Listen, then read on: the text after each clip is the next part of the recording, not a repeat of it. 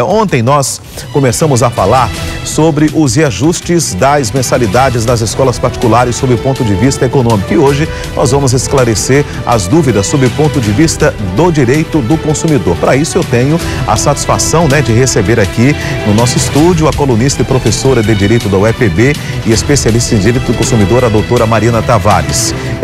E ela vai nos responder, claro, o que as escolas podem ou não podem fazer em relação aos reajustes das mensalidades particulares, compra de material escolar e até de uniformes. E você, claro, vai poder participar dessa conversa agora por meio do 3216-5088 no nosso quadro Direito do Consumidor.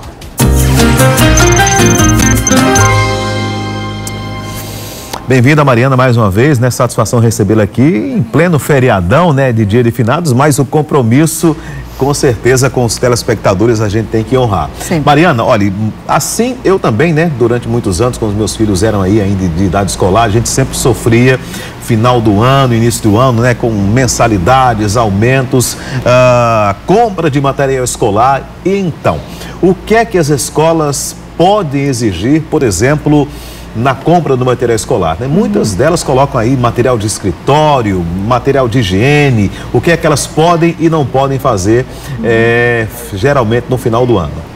Olá, Jomar. Olá a todos vocês. Então, prestem atenção, pais e mães que têm crianças em idade escolar. A escola pode exigir de vocês os materiais que a criança ou o adolescente vai utilizar ao longo do ano letivo. A escola não pode repassar certas cobranças que são absurdas, que são esdrúxulas, de material de limpeza, de coisas de escritório, que na realidade cabem à escola fazer essa aquisição.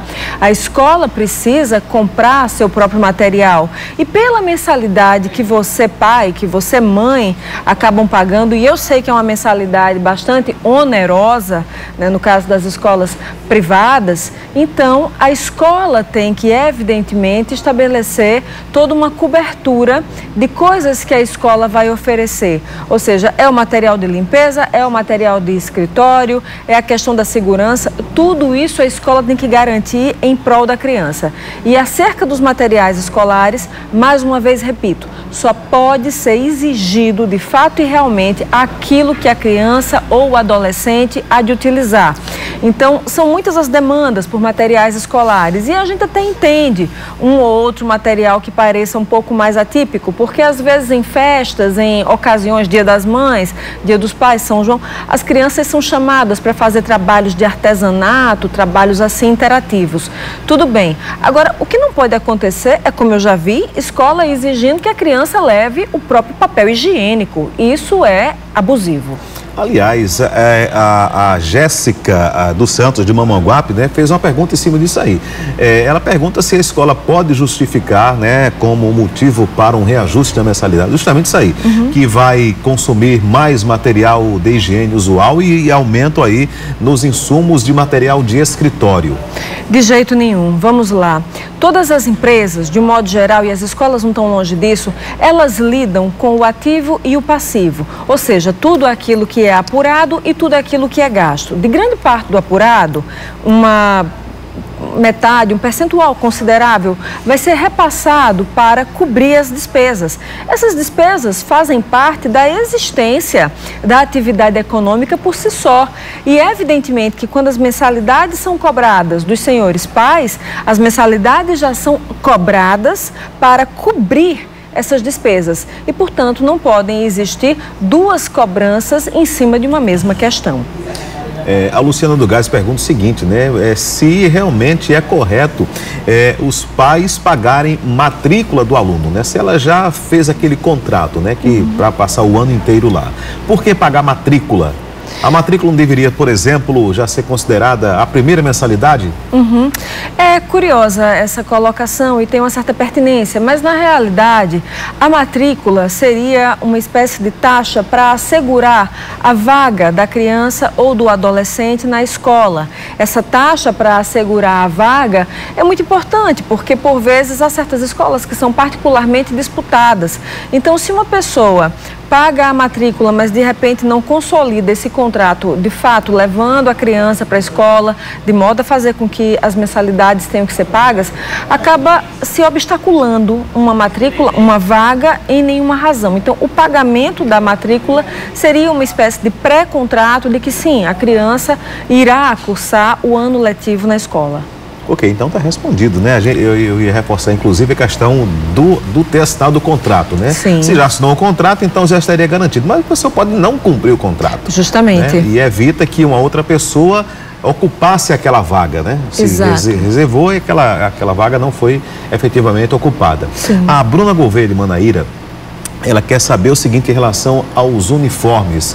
É obrigado comprar todo ano um uniforme novo, se aquele uniforme ainda está em boas condições de uso, o do ano anterior? Não é obrigado comprar todo ano um uniforme novo.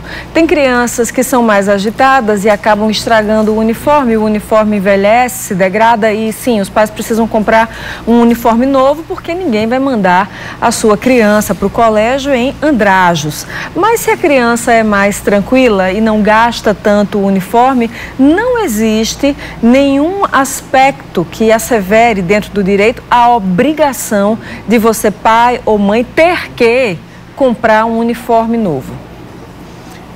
A Adriana Lira pergunta o seguinte, se essas atividades aí extracurriculares, tipo natação, atividades externas, sim, podem ser cobrados além da mensalidade já está sendo paga? Sim, na realidade, toda escola, ela precisa oferecer educação física e as crianças participam, né, da cadeira, digamos assim, de educação física de todo modo, a menos que a criança já seja atleta e aí se leva um certificado de que a criança faz judô, pratica natação, enfim, em alguma outra instituição e a criança poderá ser dispensada da educação física. Mas se o caso é, digamos que adentrar numa atividade desportiva que é paralelamente oferecida pela escola, isso aí é um plus, isso aí é um somatório.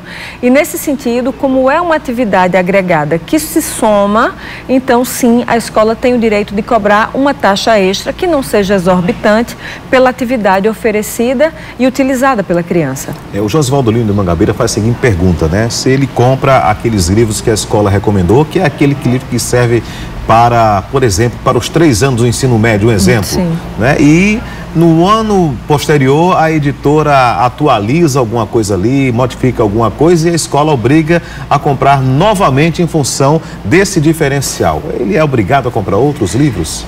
Infelizmente, né, eu que sou professora, né, orgulhosamente, e lido com livros todos os dias, eu digo ao senhor que atualizações nos livros, sim, eles acontecem, sobretudo nos livros de direito, né, Jomar? Isso é verdade. Basta uma canetada do legislador que a gente já tem um ordenamento jurídico todo transformado.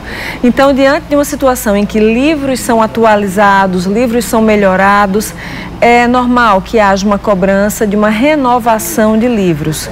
Não existe nada de, digamos que, ofensivo diante da lei numa circunstância como essa. O Luiz Silveira pergunta o seguinte, né, do Valentina, se as aulas, por exemplo, iniciam no dia 25 de outubro, né, passou agora, se é correto a escola cobrar todo o mês de outubro completo, já que só foi os últimos 5 dias do mês que houve aula. Fez essa pergunta. Eu não acho correto, porque evidentemente que a escola presta um serviço e ao prestar esse serviço, ela deveria cobrar pelo proporcional que foi oferecido. Mas por outro lado também há um contra-argumento da outra parte que fala que não, mas a escola estava aqui à disposição e existiam funcionários que estavam efetivando as matrículas e estavam cuidando do ambiente da escola para deixar tudo preparado, tudo em boas condições para receber os alunos. E nesse sentido, né, se faz essa cobrança. Se você me perguntar, eu particularmente, Mariana, se eu acho isso uma coisa assim totalmente certa, não. Mas eles têm seus argumentos do lado de lá. Ok, Mariana, obrigado mais uma vez pela sua presença, né, aguardando nosso próximo encontro sexta-feira que vem, né? Sim. Sempre você trazendo aí esclarecimentos bastante válidos e assim as pessoas que lhe acompanham aqui na sua coluna. Boa noite para você, bom feriadão e até sexta-feira, se Deus quiser. Muito obrigada.